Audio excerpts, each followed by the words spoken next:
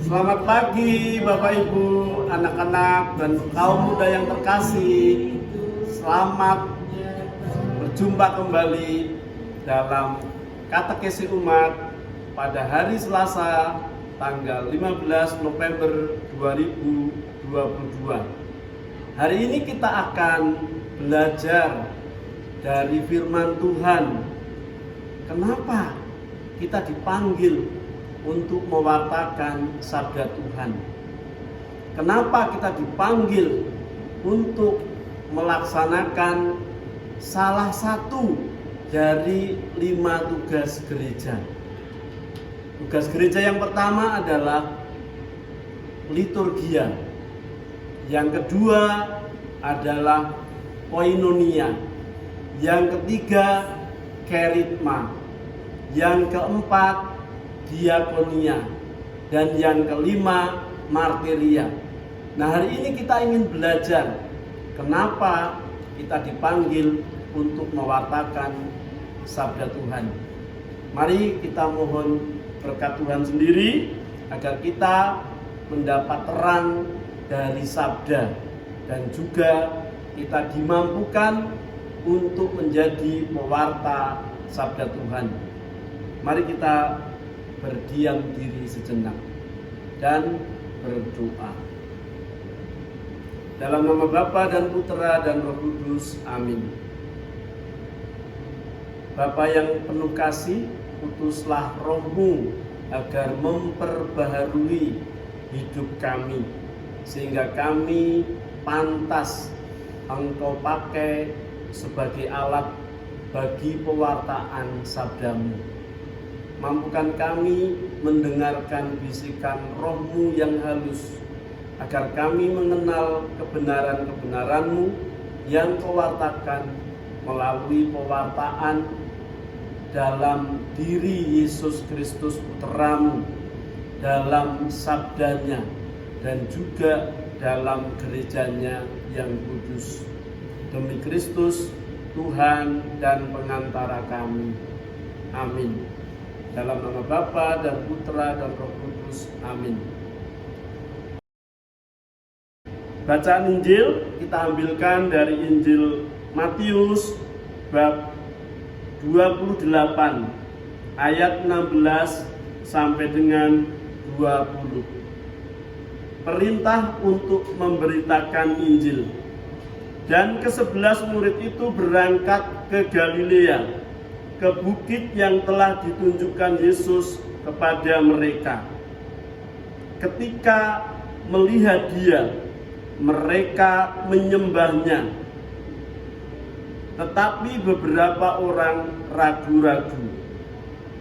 Yesus mendekati mereka dan berkata, "Kepadaku telah diberikan segala kuasa di surga dan di bumi. Karena itu, pergilah, jadikanlah semua bangsa muridku, dan baptislah mereka dalam nama Bapa dan Anak dan Roh Kudus. Dan ajarlah mereka melakukan segala sesuatu yang telah kuperintahkan kepadamu. Dan ketahuilah, aku menyertai kamu senantiasa sampai kepada akhir zaman." Demikianlah Injil Tuhan. Terpujilah Kristus. Saudara-saudari yang dikasihi dan mengasihi Tuhan, tugas mewartakan sabda Tuhan sebagaimana diamanatkan dalam Injil tadi adalah menjadi tugas gereja, menjadi tugas kita semua. Sebab karena sakramen pembaptisan kita diikut sertakan dalam 3 tugas Yesus, yakni menjadi nabi, menjadi raja, dan menjadi imam. Dalam tritugas Yesus itu pula kita dipanggil dan tentu kita akan dimampukan untuk menjadi pewarta sabdanya. Nah, dalam gereja ada 3 bentuk pewartaan sabda Allah. Yang pertama, sabda atau pewartaan para rasul sebagai daya yang membangun gereja. Para rasul lah yang dahulu mengalami hidup bersama dengan Yesus. Pewartaan para rasul inilah yang menjadi dasar dan hidup pewartaan gereja hingga saat ini. Yang kedua adalah sabda Allah dalam kitab suci sebagai kesaksian yang normatif. Ini ya. Jadi ini adalah kesaksian yang normatif. Kenapa disebut normatif? Karena sudah ditetapkan sebagai norma, sebagai tolok ukur iman bersama dengan tradisi dan magisterium. Sudah dari dulu melalui proses yang panjang, kitab suci ini ditentukan sebagai kanon, sebagai daftar yang resmi, bahwa di dalamnya terkandung sabda Allah. Lalu yang ketiga, sabda Allah dalam pewartaan aktual gereja sepanjang zaman. Pewartaan yang aktual ini juga diterjemahkan, diwujudkan melalui ajaran-ajaran yang dikeluarkan oleh magisterium. Contohnya nanti kita kenal adanya ensiklik dari para paus. Nah, melalui ajaran yang dikeluarkan oleh magisterium itulah pewartaan sabda Allah juga terjadi. Nah, dalam gereja kita kenal 2 macam pola pewartaan. Yang pertama, pewartaan verbal. Pewartaan verbal pada dasarnya merupakan tugas hierarki. Nah, bentuk-bentuk pewartaan verbal masa kini antara lain melalui khotbah atau homili. Khotbah para pastor, para pemimpin ibadat sabda, dan para pelayan sabda yang lain adalah bentuk pewartaan yang seringkali kita dengar. Melalui khotbah yang baik, tentu para pewarta ingin bahwa kebenaran, kebaikan Tuhan disampaikan melalui komunikasi 2 arah, secara batiniah. Lalu yang kedua, bentuk pewartaan yang lain yakni melalui pelajaran agama. Para murid, para siswa ya, bersama dengan guru agama, mereka juga ambil bagian dalam karya pewartaan. Dalam pelajaran agama dikenalkan bagaimana karya-karya Allah, bagaimana perbuatan-perbuatan yang baik dari Allah diwartakan melalui sabda dan juga melalui aktivitas pelajaran. Pewartaan yang ketiga melalui katekese umat. Apa sih itu katekese? Katekese umat adalah kegiatan suatu kelompok umat di mana mereka aktif berkomunikasi untuk menafsirkan hidup nyata dalam terang Injil yang diharapkan berkelanjutan dengan aksi nyata sehingga dapat membawa perubahan dalam masyarakat ke arah yang lebih baik. Yang selanjutnya adalah pendalaman kitab suci. Pendalaman kitab suci di dalam keluarga, di lingkungan, di kelompok-kelompok yang lain juga adalah kesempatan-kesempatan khusus untuk mewartakan sabda Tuhan.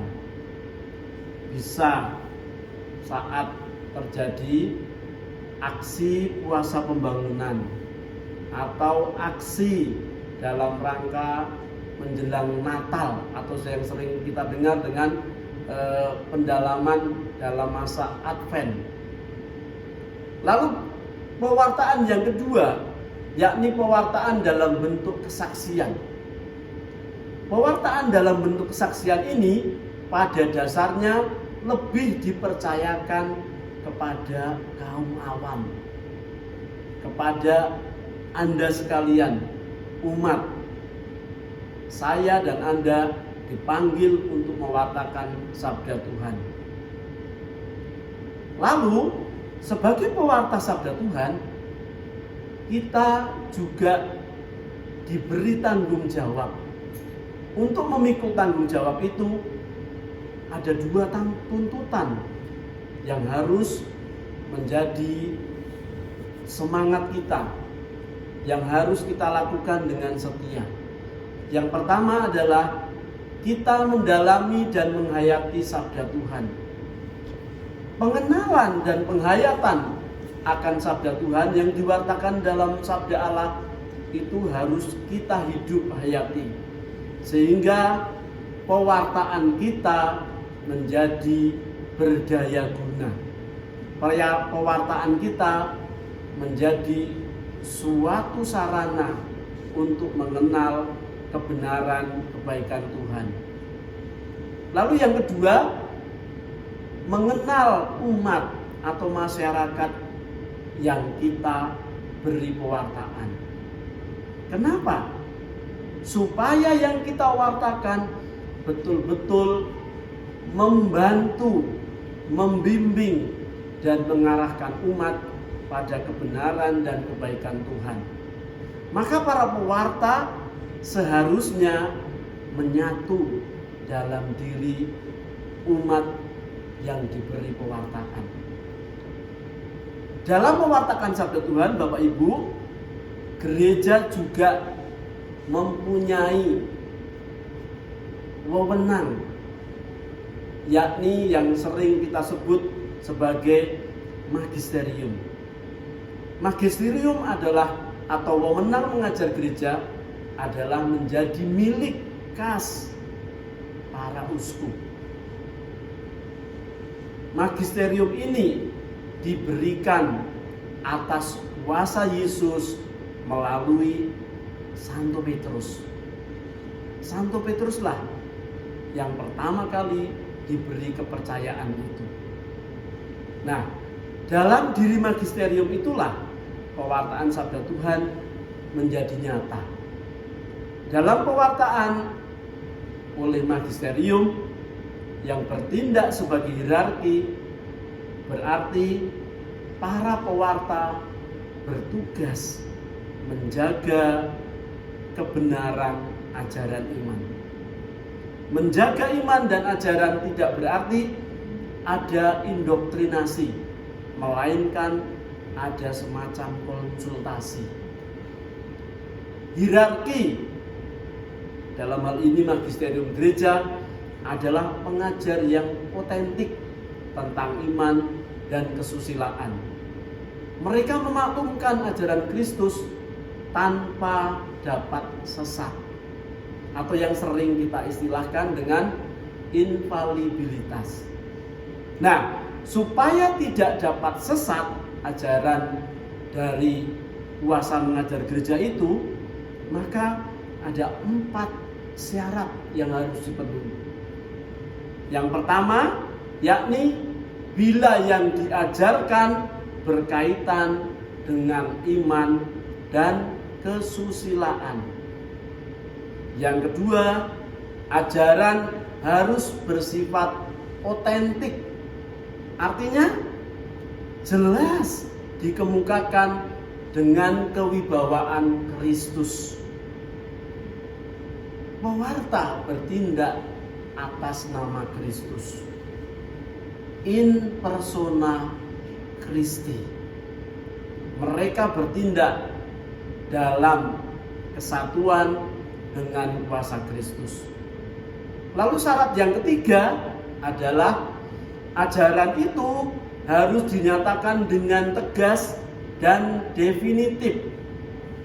Artinya tidak dapat diganggu-gugat oleh siapapun. Lalu yang keempat, yakni ajaran itu disepakati secara bersama. Artinya apa? Artinya menyangkut kolegialitas kebersamaan para uskup sebagai pengganti para rasul. Dalam konteks inilah Paus adalah ketua dewan para uskup. Jika Paus bertindak sebagai ketua dewan, ia tidak membutuhkan persetujuan secara eksplisit dari dewan. Namun Paus ini menggunakan upaya-upaya yang serasi dalam mewartakan sabda Tuhan.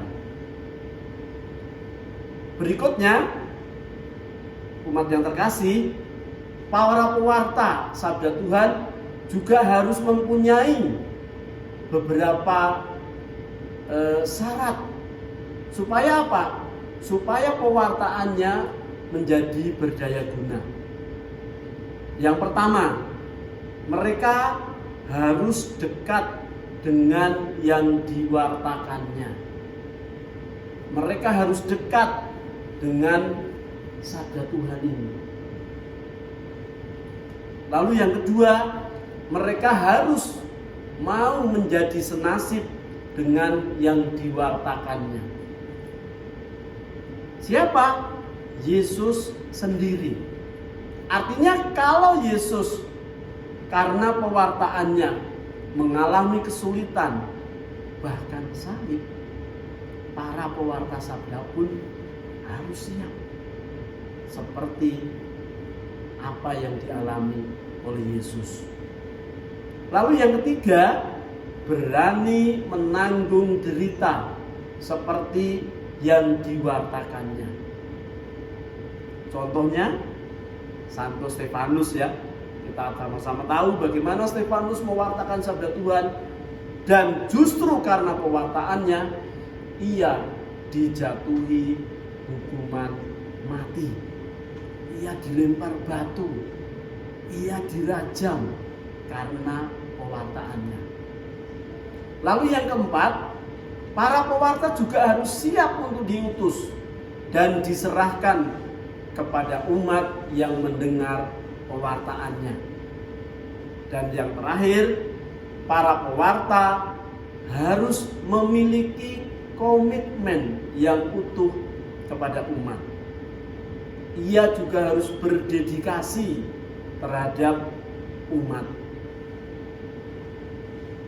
Mereka yang secara khusus melibatkan diri secara penuh, secara utuh dalam tugas pewartaan sebagai berikut. Misalnya, para pengkhotbah. Bapak Ibu, Anda yang sebagai prodiakon, Anda yang sebagai sesepuh umat, Anda juga dipanggil untuk menjadi pewarta sabda Tuhan. Lalu yang kedua juga para katekis. Katekis dapat diandalkan sebagai penggerak umat dalam masyarakat, terutama dalam kerasulan tata dunia. Yang lain lagi adalah guru agama. Guru agama sekarang dapat kita jumpai di sekolah-sekolah, di kelompok-kelompok baksis. Nah, mereka itu juga berperan dalam ambil bagian dalam pewartaan sabda Tuhan. Nah, beberapa pihak inilah yang juga turut serta dalam pewartaan sabda Tuhan. Bapak Ibu, saudara-saudari yang terkasih, itulah mengapa kita sebagai umat pilihan Allah, karena sakramen pembaptisan kita dipanggil untuk mewartakan sabda Tuhan. Mari kita mendalami sabda Tuhan, supaya ini menjadi kekuatan bagi kita, supaya kita bisa mewartakan kebenaran Tuhan, supaya hanya Tuhan sendiri yang bersabda yang kita wartakan, bukan kita tapi Tuhan. Moto dari Santo Yohanes Pembaptis, biarlah dia menjadi besar sementara aku menjadi kecil, harus menjadi moto kita para pewarta sabda Tuhan. Saudara-saudara yang terkasih, selamat menjadi pewarta sabda Tuhan dengan cara, dengan kemampuan, dengan bakat dan talenta yang dipercayakan Tuhan pada Anda sekalian.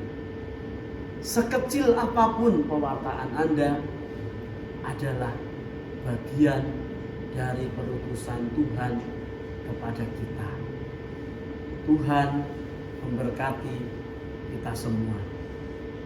Mari menjadi pewarta sabda Tuhan yang berdaya guna. Tuhan memberkati kita semua. Terima kasih. Mari kita bersyukur atas sabda Tuhan yang boleh kita renungkan pada kesempatan ini. Tuhanlah yang lebih dulu mewartakan kebenaran kepada kita.